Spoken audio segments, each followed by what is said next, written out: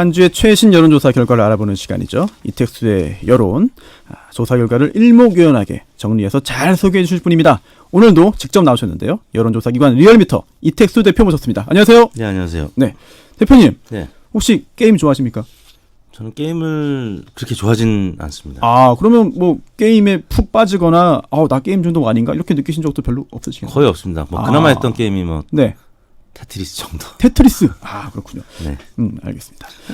게임 중독 문제가 근데 세계적으로는 굉장히 좀 심각해 보입니다. 그렇죠. 네. 어떻게 지금 WTO도 지금 뭐 결론 내린다고 하는데 네. 어떤 상황인가요? 네, 세계 보건기구 WHO에서 네. 게임 중독을 WHO. 네. 질병으로 분류할 것인지 문제에 대해서 조만간 결론을 내릴 예정이라고 하는데요. 네. 게임 중독이라고 하면은 일상생활에 지장을 주는데 그치지 않고 건강에도 악영향을 미칠 수 있다는 점에서 세계 보건기구에서 네. 이를 질병의 하나로 분류해서 관리해야 한다는 목소리가 이제 있는 것입니다. 네. 사실 지난주에 토론을 했어요. 네. 저희 뉴스주가. 그런데 네네. 뭐 환경이 문제다. 게임 중독은 결과일 뿐이다. 라는 네네. 반론도 좀 만만치 않았거든요. 네. 또 뭐 게임 산업 위축으로도 제기되고요. 네. 그래서 오늘 국민들의 생각이 어떤지 네. 뉴스쇼 1회로 조사했죠. 네, 저희가 지난 금요일 5월 10일 전국 19세 이상 성인 6,187명에 접촉을 해서 최종 511명이 응답을 완료했습니다. 8.3% 응답률, 무선 전화 면접 및 유무선 자동응답 혼용 방식이었고요. 표본 오차는 95% 신뢰 수준에서 플러스 마이너스 4.3%포인트였습니다. 질문은 다음과 같이 있습니다. 오는 20일경 세계보건기구 WHO가 게임 중독을 질병으로 지정할지 여부를 결정할 것을 알려진 가운데 국내에서도 이에 대한 찬반이 분분합니다. 선생님께서는 게임 중독을 질병으로 지정하는 데 대해서 어떻게 생각하십니까? 이렇게 물었는데요. 보기 1번은 술, 도박, 마약 중독 등과 마찬가지로 질병으로 분류 관리하는 데 찬성한다.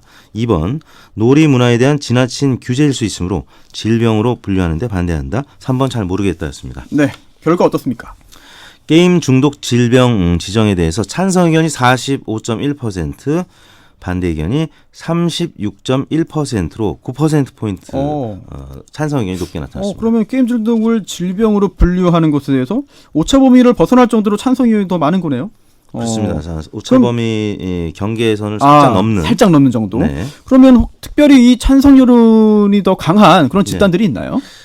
충청권 그리고 바른미래당 지지층 50대 이 바로 이른바 네. 정치 성향에서는 캐스팅 보트 지역이나 계층들이거든요. 게임을 많이 하지 않는 계층이 아닐까 싶은데 예. 아무튼 충청권에서 60.8% 찬성, 바른미래당 지지층 62.2% 찬성, 50대도 53.3%가 찬성을 해서 네. 게임 중독에 대해서 심각하게 느끼는 것으로 나타났습니다. 반대는 어떻습니까? 무당층, 그러니까 정치에 대해서 좀 관심이 없는 분들, 네. 이분들은 아무래도 게임을 할 가능성이 좀 높겠죠. 52.3%가 반대했고요. 네. 또 직업별로는 학생층 49.9%가 반대를 해서 역시 다른 학생. 계층에 비해서 높았는데 역시 학생이라든지 무당층 게임을 아무래도 좀 이용 경험이 있거나 게임에 대해서 이해도가 높은 계층들이라고 할 수 있겠습니다. 또 이게 게임 관련된 얘기다 보니까 뭐 네. 성별, 연령 이런 부분도 좀 궁금해요. 아무래도 여성보다는 남성이 게임을 많이 이용하겠죠. 남성이 반대가 높았습니다. 네. 44.4%가 반대했고요. 남성은 찬성이 40%, 오차 범위 내에서 반대 의견이 높았습니다. 반대로 여성은 찬성 의견이 오차 범위를 넘는 수준으로 높았는데요. 찬성 50.1%, 반대 28%. 집에서 남편분들이나 아니면 아들들이 게임에 너무 중독될 만큼 열심히 하는 모습 별로 보기 싫다는 얘기겠죠. 그다음에 연령대별로는 20대, 30대가 반대가 높았습니다. 네. 46.5%가 20대에서 반대했고요. 30대도 45.4%가 반대했습니다. 반면에 50대는 53.3% 찬성, 60대 이상도 47.1%가 찬성을 했습니다. 연령별로는 좀 이게 경향이 좀 뚜렷이 보이는 것 네. 같습니다. 역시 게임 이용 경험, 네. 이해도에 따라서 다른 네. 응답이 나타나는 것 같습니다. 네, WHO의 결정이 20일쯤에 나온다고 하니까요. 네네. 어떤 결과가 나올지 지켜보겠고요. 자, 이제 정례조사로 가겠습니다. 문재인 대통령 국정수행평가 어떻게 나왔나요? 네, 문재인 대통령의 지금 취임 2주년 즈음한 국정수행 평가인데요. 긍정평가가 0.5%포인트 하락한 48.6%. 네. 부정평가는 47%로 1%포인트 올랐는데 긍정평가가 오차범위 내에서 소폭 높은 지금 8주 연속 40% 후반의 보합세를 네. 나타내고 있습니다. 그럼 지난 조사에 비해서 지지율 변동에 네. 좀 영향을 미친 요소들이 있을 텐데 어떤 게 있나요?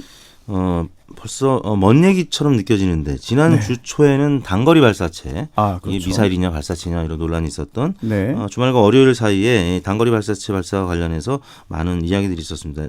주 초 중반까지는 약세를 보여서 하락세를 나타냈는데요. 주 후반에 네. 대통령 취임 2주년을 맞아서 네. 대통령 취임 2주년 여론조사 결과들이 무려 한 10개 가까이 보도가 됐습니다.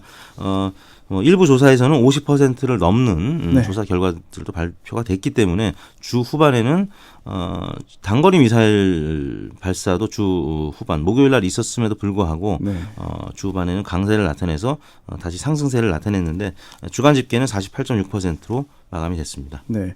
그리고 또 뭐 신도시 3기 신도시 발표라든지 네네. 뭐 민주당 원내대표 선출 또 한성교 사무총장 욕설 논란 네네. 등등 이런 뉴스들이 굉장히 많았잖아요. 네네. 이런 것들이 또 다 중첩적으로 복합적으로 또 영향을 좀 준 것 같습니다. 그렇죠. 수도권 3기 신도시 같은 경우는 이제 그 2기 신도시 주민들은 지금 반발하고 있는데요. 네.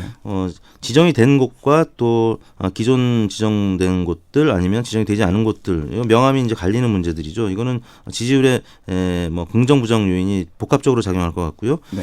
민주당 이인영 신임 원내대표 선출 이거는 이제 여당에서 컨벤션 효과로 작용할 수 있는 부분이라서 긍정적인 요인들일 텐데요. 그런 것들보다는 네. 아무튼 주 초에는 단거리 네. 발사체, 주반에는 취임 2주년 이런 것들이 조금 더 영향을 많이 미친 것 같습니다. 알겠습니다. 자, 그러면 이제 대통령 국정수행평가 다음으로 정당 지지율 조사를 네. 보겠는데요. 어떻게 나왔습니까? 정당 지지율, 민주당 지지율도 지난주에는 좀 약세를 나타냈네요. 38.7%, 1.4%포인트 하락했습니다. 네. 당청 지지율이 동반 하락한 것인데요.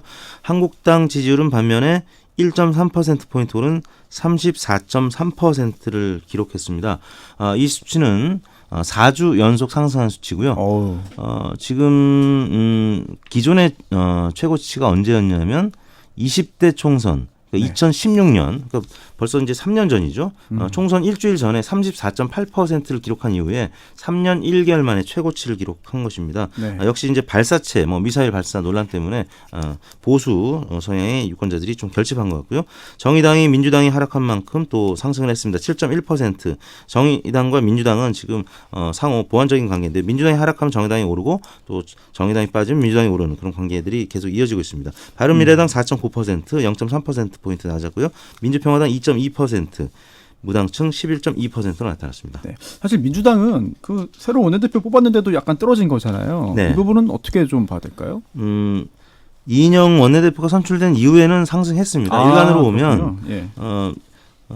화요일 날 38.1%로 시작했다가 수요일 날은 36.4%로 하락했습니다. 네. 그런데 이제 목요일 날은 39.1%로 다시 올랐고 금요일 날도 41%로 상승했습니다. 근데 주 초에 발사체 발사 때문에 네. 워낙 많이 빠진 채 시작을 해서 주간 집계는 하락한 것으로 집계가 됐습니다. 사실 자유한국당의 상승세가 지금 심상치 않은 거잖아요. 네. 우리 리얼미터 조사를 보더라도 3년 1개월 만에 가장 높은 수치를 지금 기록을 네네. 했는데 사실 약간 잊혀지긴 했습니다만 한성교 사무총장의 어떤 당직자 욕설 사건 네. 이런 것들은 사실 굉장히 좀 부정적인 영향을 줄 법도 한데 네. 어떻게 뭐 영향이 크지 않았다고 봐야 되나요? 그보다 더 큰 파장을 일으킨 이슈들 아까 말씀드린 동해 단거리 발사체 네. 또 9일 날도 단거리 미사일 이런 소식들이 이 보수층에 붙어있는 중도 성향의 중도 보수층이 이탈할 수 있는 어떤 요인으로는 크게 작용하지 않았다. 다만 주말에 있었던 나경원 원내대표의 발언들은 또 어떤 영향을 미칠지 지켜봐야 될 것 같습니다. 그럼 나경원 원내대표 발언은 이제 다음 주 조사에 또 반영이 돼서 나오겠네요. 오늘 조사부터 이제 오늘부터 되겠죠. 조사를 하니까요. 네. 알겠습니다. 어떻게 조사하셨나요? 네, 이번 조사는 지난 5월 7일부터 10일까지 전국 19세 이상 유권자 29,682명의 통화를 시도해서 최종 2,020명이 응답을 완료했습니다. 6.8% 응답률, 표본 오차는 95% 신뢰 수준에서 플러스 마이너스 2.2%포인트였습니다. 네. 감사합니다. 지금까지 네, 감사합니다. 리얼미터 이택수 대표와 함께했습니다. 고맙습니다. 네. 김현정의 뉴스쇼는 청취자 여러분의 참여로 이루어집니다. 트위터, 페이스북, 레인보우 게시판, 그리고 단문 50원, 장문 100원의 유료 문자 샵 1212, 우물정 1212 통해 참여하실 수 있습니다. 김현정의 뉴스쇼, 여러분과 함께 만듭니다.